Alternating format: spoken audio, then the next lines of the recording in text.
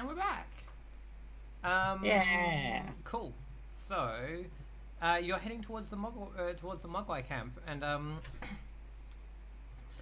this woman comes out with like, yeah, a huge like she's got unlike the rest of them, she's got like quite luscious robes, rings on all her fingers, chains, a big fake Agamemnon beard, and yeah, she's uh,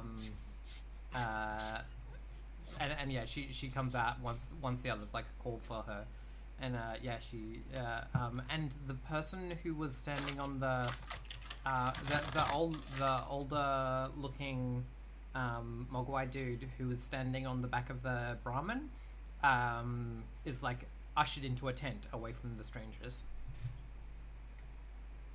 Yeah, and the quarter mistress comes out and meets you, and I think she says to Iago in like Mogwai language. She's like, "Greetings, traveler, and your companions. You have come into our camp at a fortuitous time. We are fat with wealth to trade to you. In return for whatever it is that you may have on offer. See, we have many cattle, for which we can milk, make cheese, leather, and meats that we smoke specially, that we may offer to you in exchange for your goods and services." I tug at Sunan's sleeve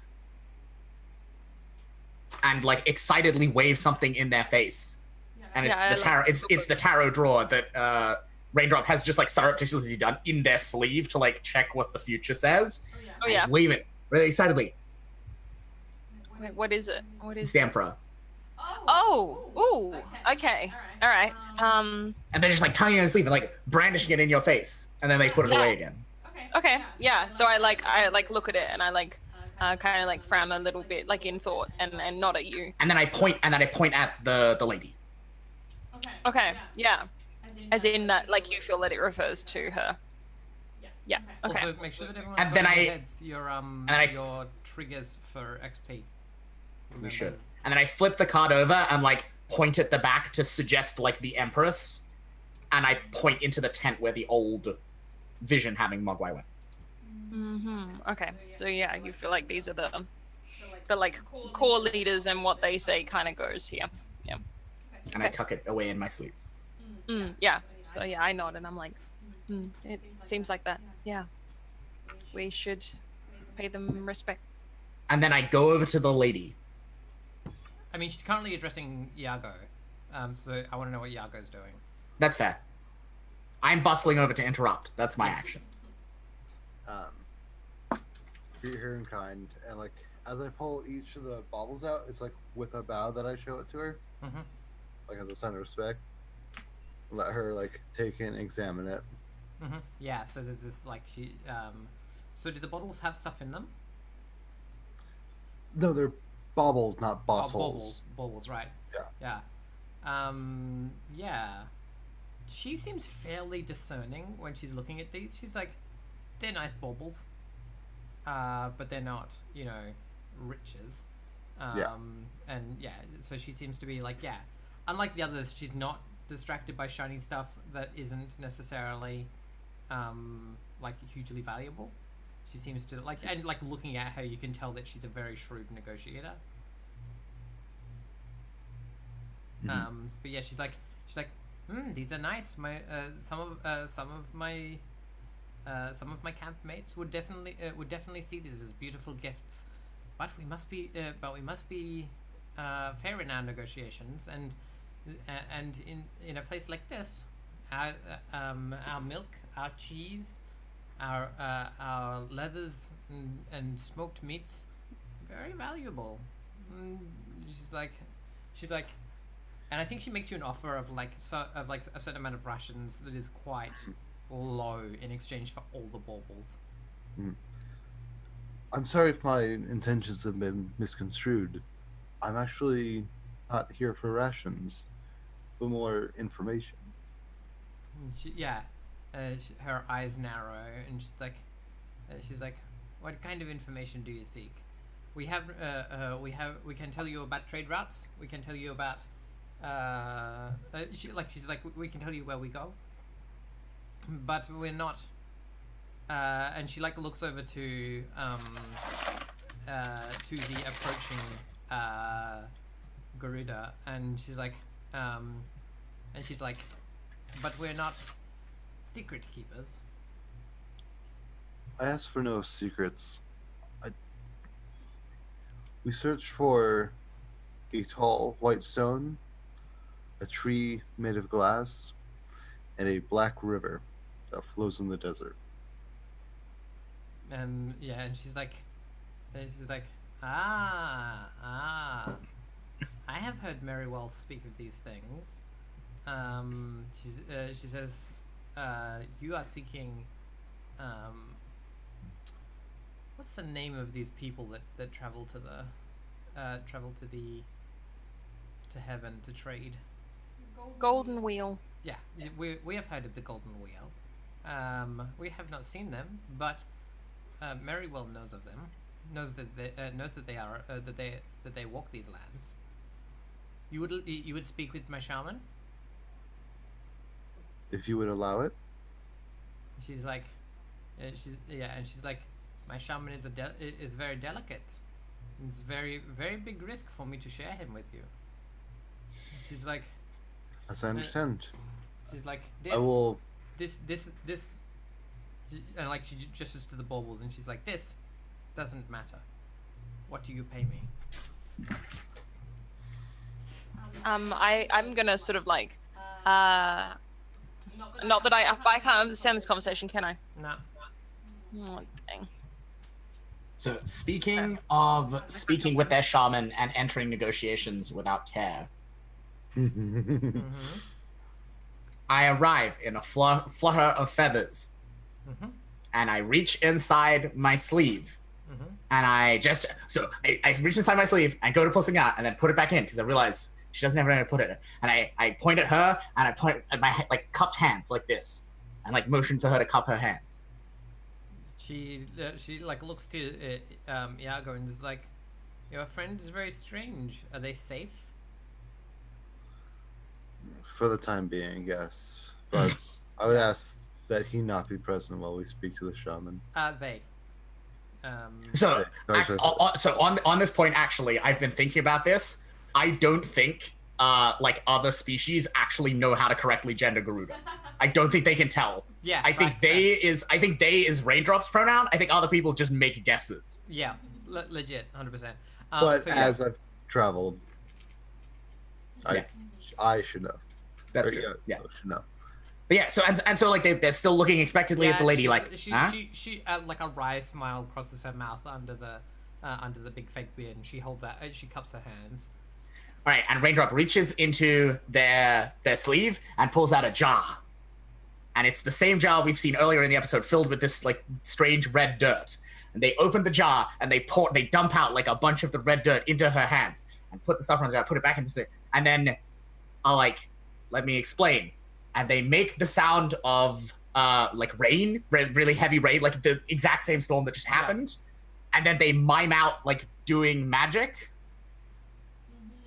And then they make the noise stops. And they're teaching her the spell for, or at least giving her the physical component. Yeah. Yeah. So you're at least giving her the physical component for the spell. Yeah. And then I point to the hut where the shaman is. She's like, I will take this to him and see what he thinks. I make speaking shapes with my mouth and point to the tent. She's like, I will see if he would like to see you. And I bow very deeply and very low. And then, like, because she has addressed me as though I am important, I strut off towards the fire with my chest all puffed out, smoothing my feathers back into place. Yeah. I am about to have... Meanwhile, Iago has said in, like, the other language, like, yes, but, like, I don't want them to be there. Maybe don't have them there for this discussion. So, yeah, as you, like, turn around and walk the other way, feeling very important, she just drops the dirt and, like, dusts her hands. And then she's like, what have you to trade? Rude. Do I notice this? No, well, you don't, because you turned the other way. I mean, it makes noise. It's not a small amount of dirt. Only waited until you've gone far enough away. I mean, exactly. has she, if she's this rude? No, she's specifically, like, humoring you. Okay. Raindrop doesn't like being humored. She doesn't really understand what you've just said to her, right? That is her fault for being less educated than I am. She should have squatted in the roof of the great university. Anyone can do it. Raindrop, do you know her language, though? You're less educated than her that way. I mean, were there Mogwai students at the university, and was there a Mogwai language class? I don't think so. No. All right. We're fictionally established you don't speak Mogwai. That's fair. Yeah, so she's like, what have you to trade? I think she says that I think she does say that in common. I don't. Okay, she does say that in common. I sort of like wait a moment because like I'm assuming that like probably Iago like has something to say, but I kind of like step up and like next to him, such that he can see me in his peripheral vision, and kind of like make a pose as though I'm like waiting to say something, but I'm not gonna like speak until like after he's said whatever he wants to say. Yes, ma'am. I should just turn. Yeah, sure. Yeah, and I give like Iago a little like head bow, and I do the same for what is her name? Sorry, has she given us her name? Called Quartermistress. Quartermistress, yeah. So I bow my head to the Quartermistress, and I say, I don't know if it's a benefit to you, but I would be happy to offer my services. I am a shaman like the one you have, but maybe I have different skills. I am well practiced in death rituals and can speak with those who have passed on. And she's like, yeah, and I think she says,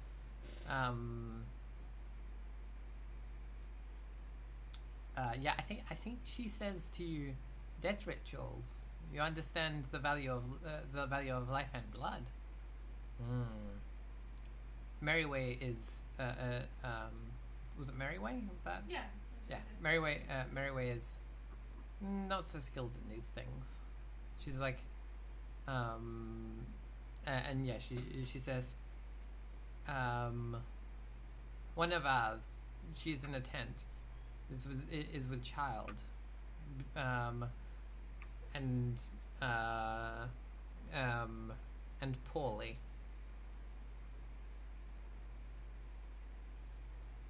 Do you want someone who can heal her, or is she not long for here? And she says, I would know what you would do for her. If you need to use one of our cattle, so be it. So yeah, that's the question. I'm sort of like asking, like, do you want me to help like birth a baby, or like is she gonna die and you need? Well, yeah, like deal with that? I think the answer is, given the current circumstance, she and the baby are going to die. Right. She wants to know what you would do about it. To stop them from dying? Hopefully, yeah. That's It's not really my area at all, but No, Yeah, exactly, as a shaman, like just mechanically, like summon the god of childbirth, Yeah, okay, that's true. Yeah. right? And like make a deal with it. Yeah, true. Absolutely. Okay, yeah. Absolutely. Technically, if you have time to set up a deal with a spirit, everything is your area. That's the true. beauty. Yeah. Okay, yeah, I feel like I hear this is my internal monologue of like, well, but actually, you just make a deal. So And yeah, then your I'm sort of mentor's like, voice is like, no, just summon the god. yes, exactly. Just summon the god of birth. Yeah. So yeah, okay. So I sort of, I kind of like hesitate for a moment, and then I sort of look at Iago and like at Nephthys as well, like to see whether they're like happy with that as a deal. Like, are they happy for me to do that in exchange for what we are asking of them? Yeah. Yeah. Cool. Awesome. Yeah. So yeah, I look back at her and I'm like, I can have a look. And she's like,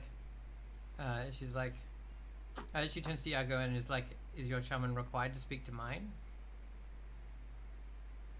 We can discuss after. Because she's saying like, because we could like you could talk to the shaman while Sunan is tending to the woman. I would prefer if Sunan and the shaman spoke. Yeah. All right. She's like, very well. You will yours will do their work today. Mine will do their work tomorrow. Very well. You know. Sorry. Do you have dice to roll? I like produce my dice that I have. Yeah, As and like she's a like, Game of challenge. And then they settle down and they play D&D together. It's a bonding experience. no, they play award-winning role-playing game Dungeon World.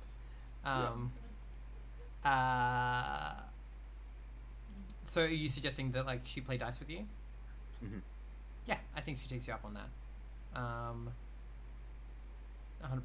100%. Roll. I think I'll get you to roll. How are you playing dice? Are you playing fair? Oh yes. You... Among Mogwai, I play fair. Yes. Okay, so that's body. Okay.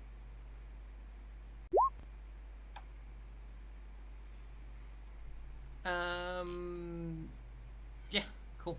You do not. Your losses and your winnings over the afternoon are roughly equal. Mm-hmm.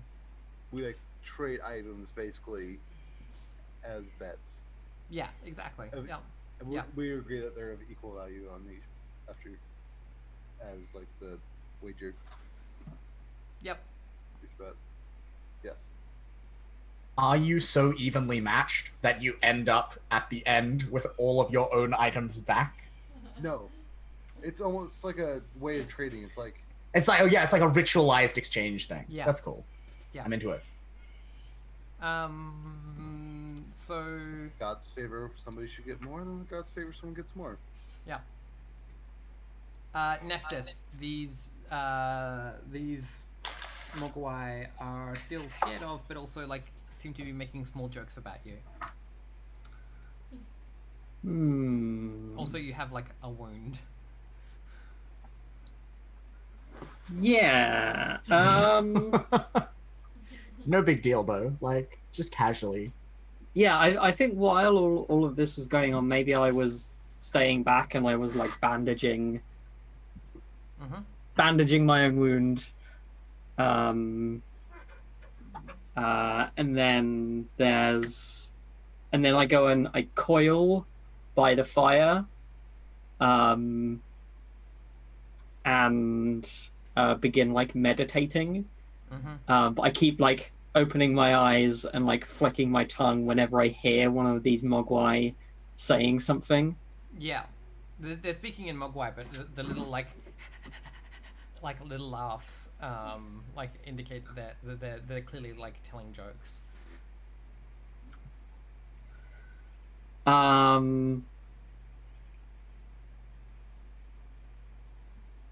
far away from me are they? Up to you.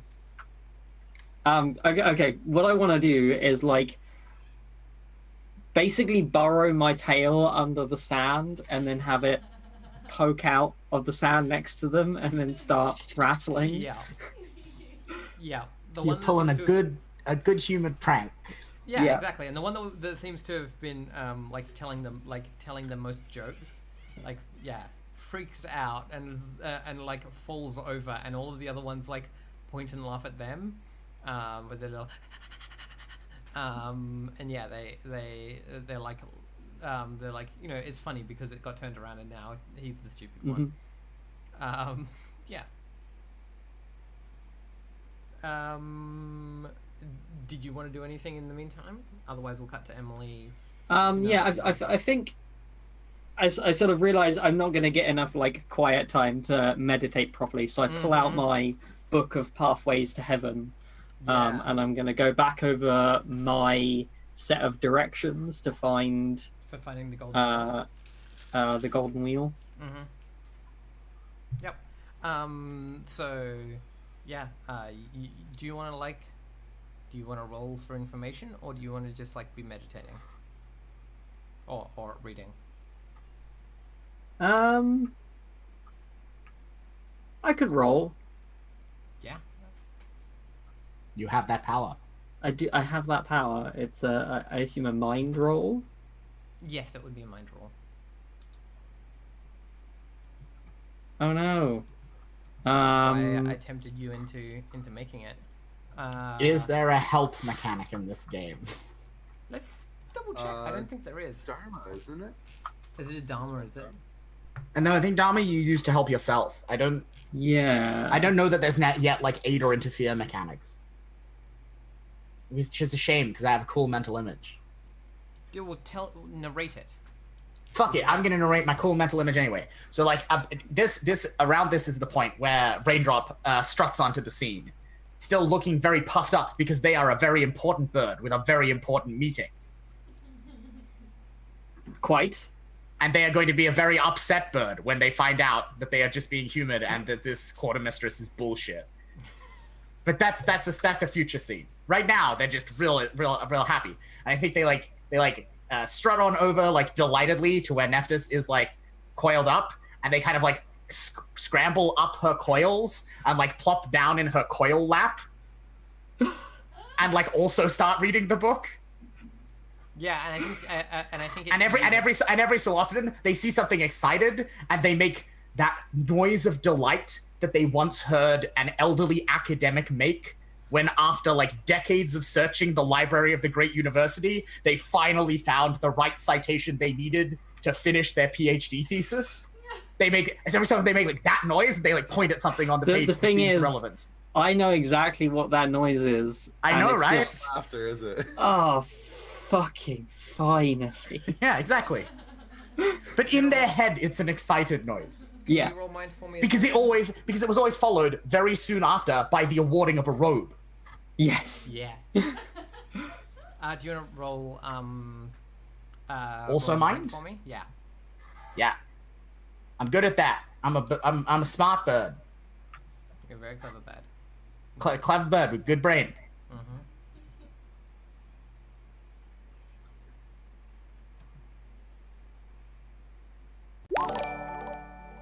Very clever bird. Well. Cleverest of birds.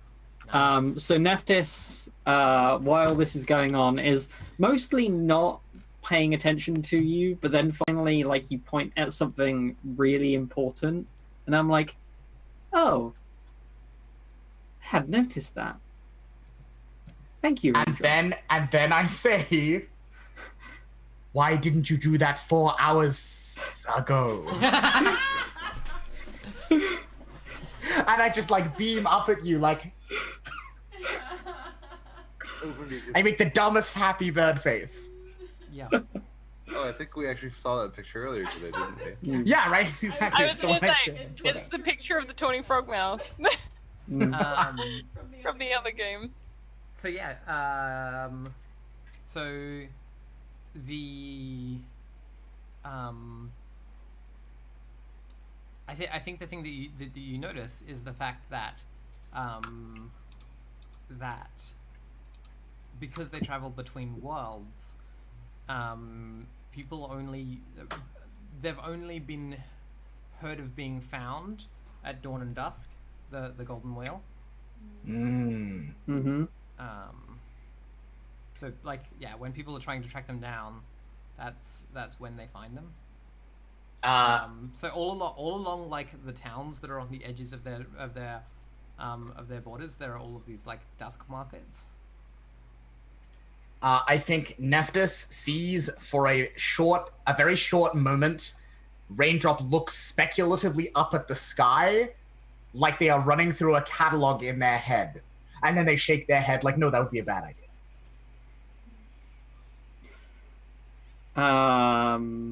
Yeah, Naftis says there's...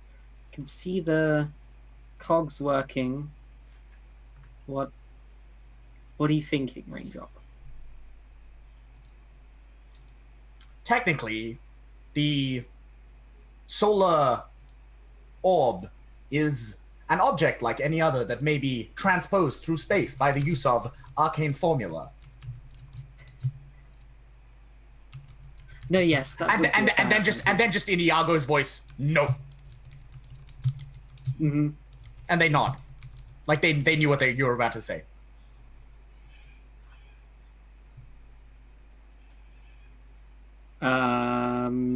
Yeah, so I guess I'll go back to trying to meditate and I just snuggle up with my cute snake friend.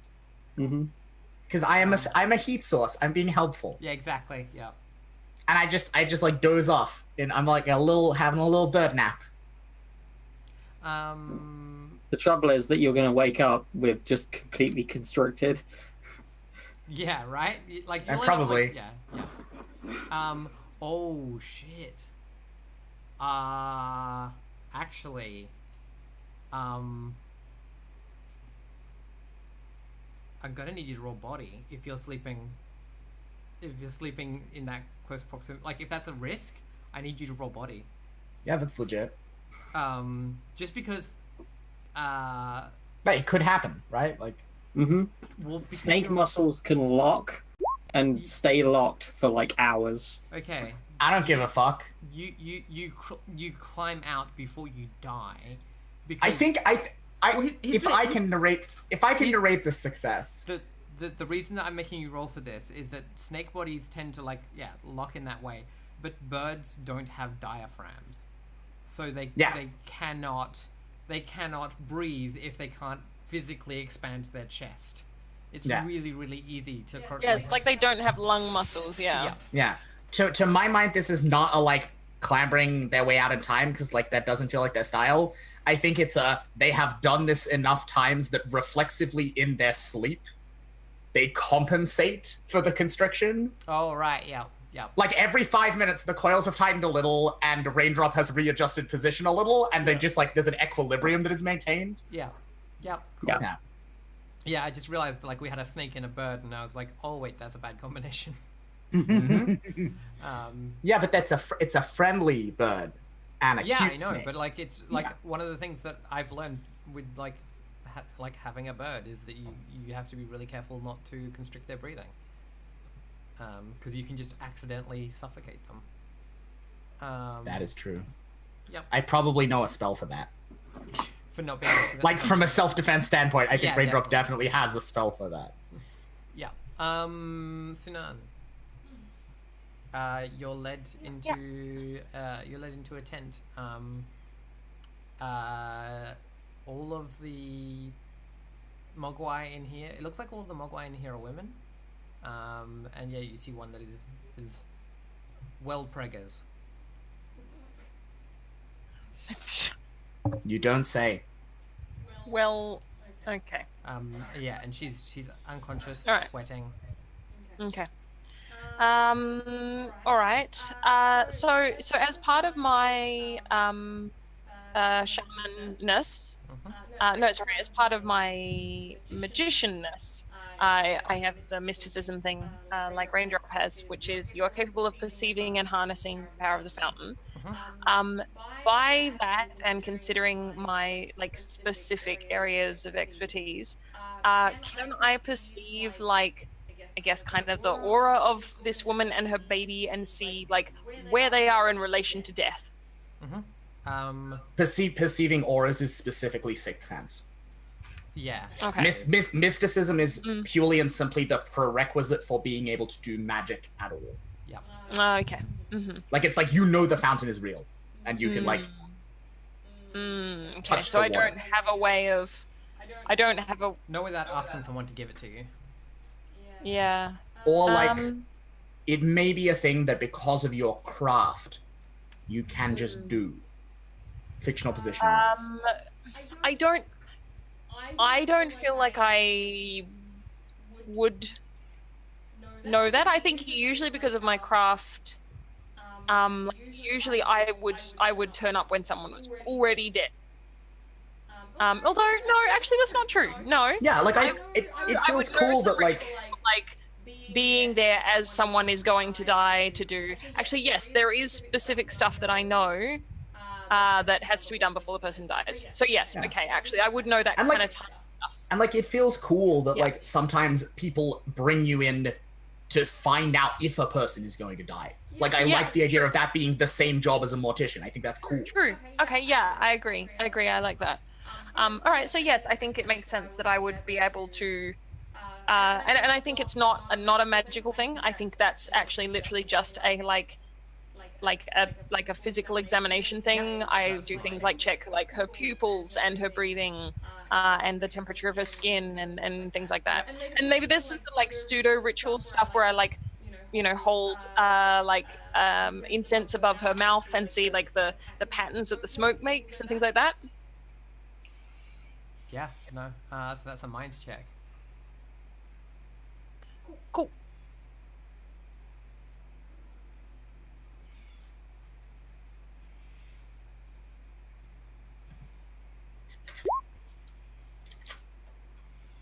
Very nice.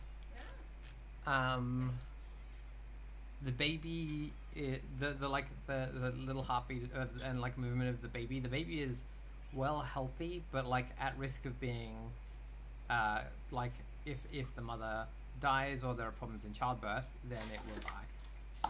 But it's healthy. The mother, however, isn't sick. She just can't support both lives, as it is, right? Like her body is just not strong enough.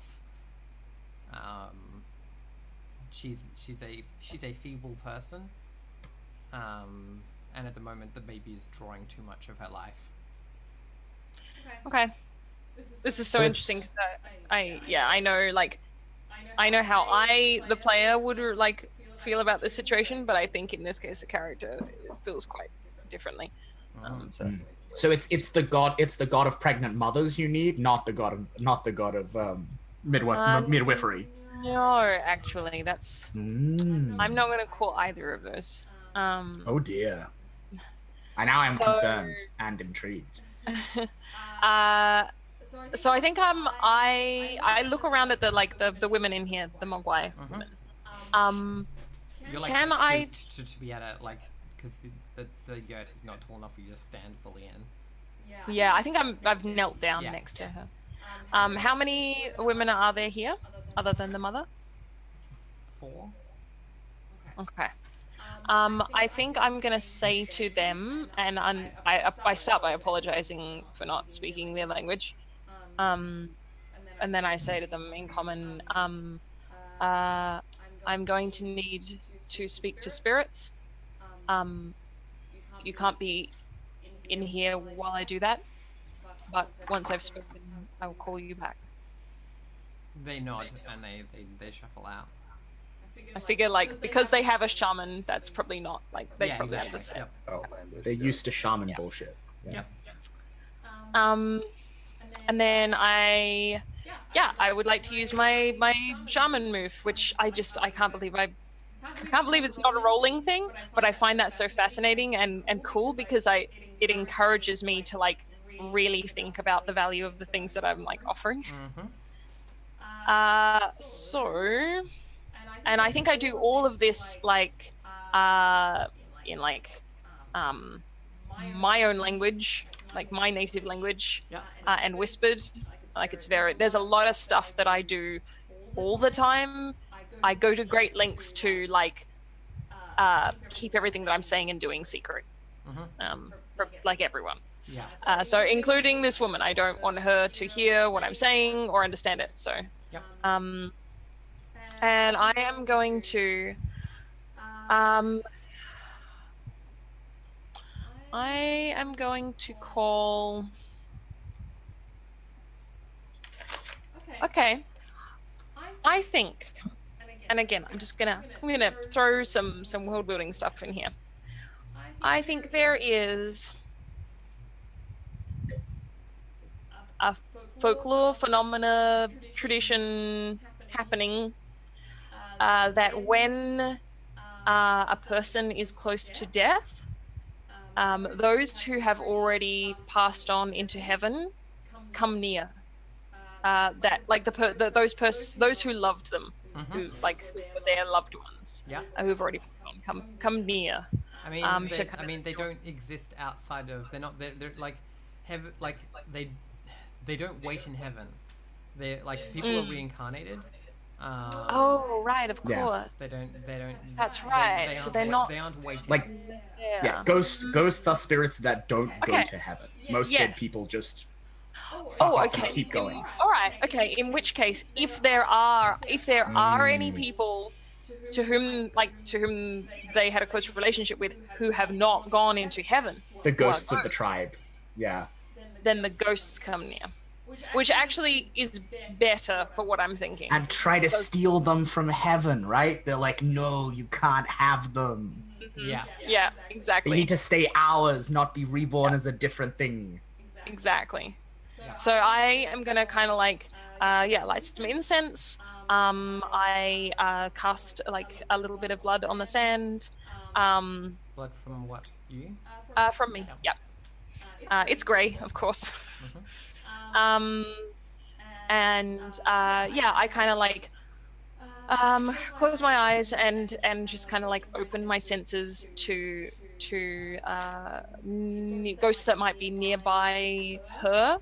And I think that's literally a thing where I am like listening. I think often for me in this process, I hear them as footsteps. Like I hear them like moving around in the space if they're there. Yeah. I think there's one ghost. One ghost, and they have light footsteps. And and I think when they realize you're listening, they try to move. They try to like move so that they're, instead of like standing near the woman, they're behind you. And you hear their footsteps move to behind you. Okay, that's interesting. I mean, how would I interpret that? As like interpersonally? Are they trying not to be seen? Yeah. By me? Okay.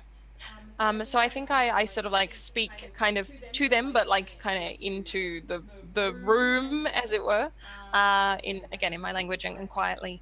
And I say, is there someone here who would welcome this woman into their arms? Yeah, and I think that there's like a small voice, a gravelly voice, but like quite, like not a high pitched gravelly voice for a kobold, mostly whispery, that says, I would see her pass and ride her, her, what's the word I'm looking for? Ride to heaven in her wake. Can you help me to bring this baby safely into the world before you do that? Yeah, And that's the deal I want to make. So to be explicit here, the deal I want to make with this ghost is give her temporary strength to birth the baby safely, and then I will help you to ride her coattails into heaven.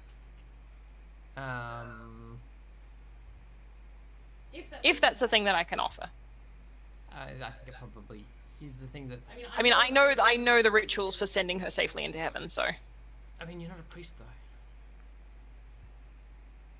I mean, is that a priest thing? Yeah, the mechanics of the game say that if you want to have the power to do that, there is a different set of abilities you need to take. But you can. Okay, let me read. No, because that won't work. Priest ceremony.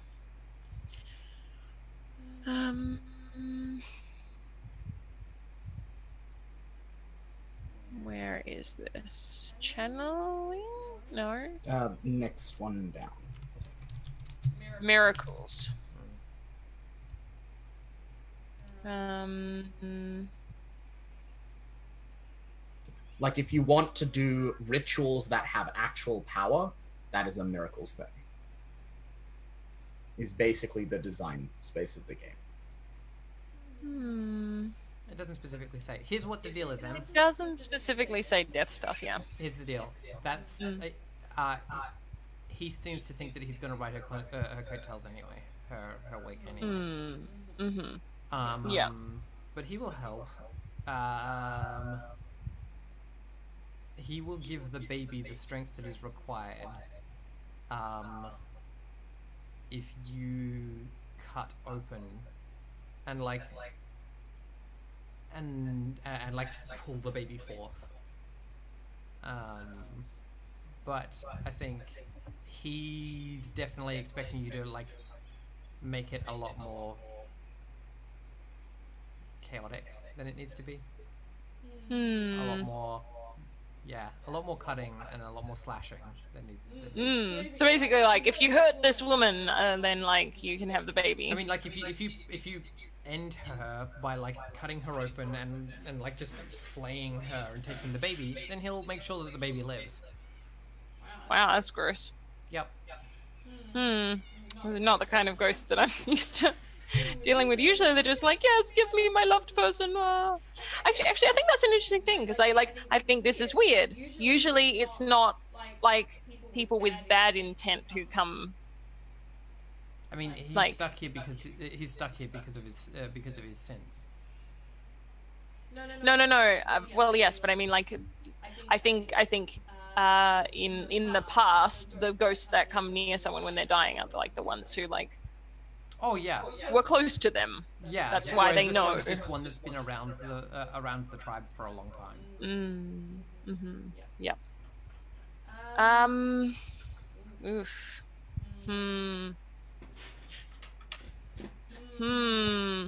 You've given me a tricky one here, Ash, because I think in order to do that, I would be doing stuff that I would red card. Do you wanna just like tell me your decision and like move past it? There's no way I could disguise that had happened. Like, if I were to do that, everyone in the tribe would know that that's what I'd done. Yep. So I don't think that is gonna, like, that's a bad deal. Yeah, and in which case, he's like. So I would say to him I'm not willing to. No, I think I'm very blunt. I'm like, that would be careless and easy to see. I don't work like that. What else do you want?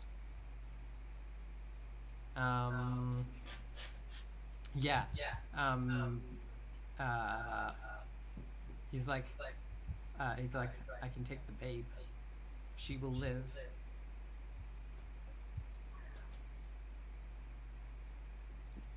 What does that mean? ... with me. No. As in the woman will live with the baby, but like. Oh, the woman would live and the baby would go. Yeah.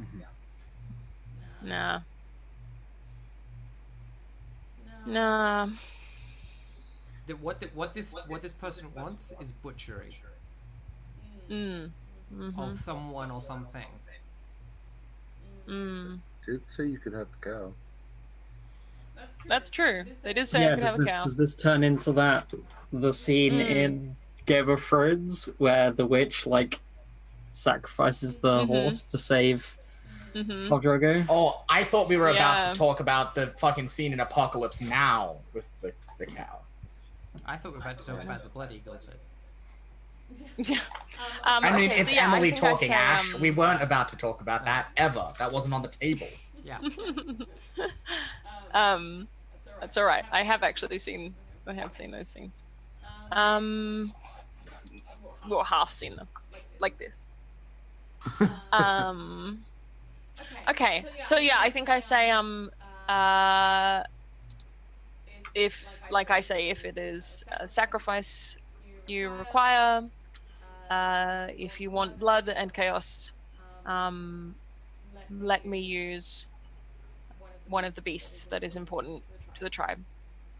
Yeah, and it's like, he's like, yes, yes, spread open, and the blood of its within placed upon her face. Yes, good. And it's what was the last bit? And the blood from within it placed upon her face. Yep. Okay. Absolutely. Nope. I'm good with that. That's not even red card stuff. Weirdly, don't know why. But anyway, who knows? So yeah, I say,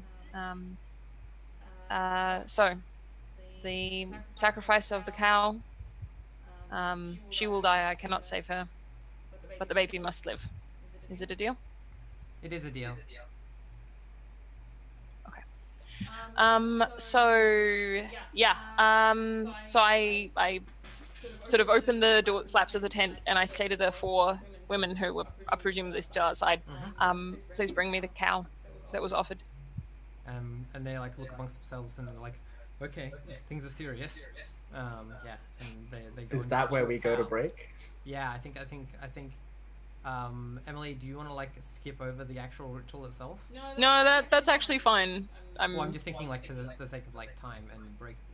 Oh yeah, sure. Yeah, we'll just have like. There is a ton of blood. There is a whole lot of me like smearing blood on my face and smearing blood on her, and it's all very Game of Thrones. Yes. Yep. Cool. All right. That happens. We'll go to break after you've flayed and butchered a cow and like delivered a baby with the weird cow blood. Mhm. Cool. And yeah, I think we cut to break as you like emerge just like black with like mostly dry blood from like all the way down to like your thighs, holding this baby in your holding this tiny little like kobold baby, right? Like in your big half-orc hands. Yeah. And you step out of the tent, and like we see you like stepping out from inside the tent, and then the tent flaps close, and we go to break. From a mercantile standpoint, Awesome. Bad deal. Cow is worth more than a baby. Yes, but someone Cow's gonna else's contribute cow. more money to the tribe. Yes, but someone else's cow is quarter not mistress. worth more than the information that we want. Quarter mistress made a bad deal. You did good. I'm proud of you. She is bad at her job. That's what I'm saying. She didn't think this through. We will be back soon. Maybe the orphan child will be her apprentice. Maybe we'll find out. We'll find out. Soon, chat.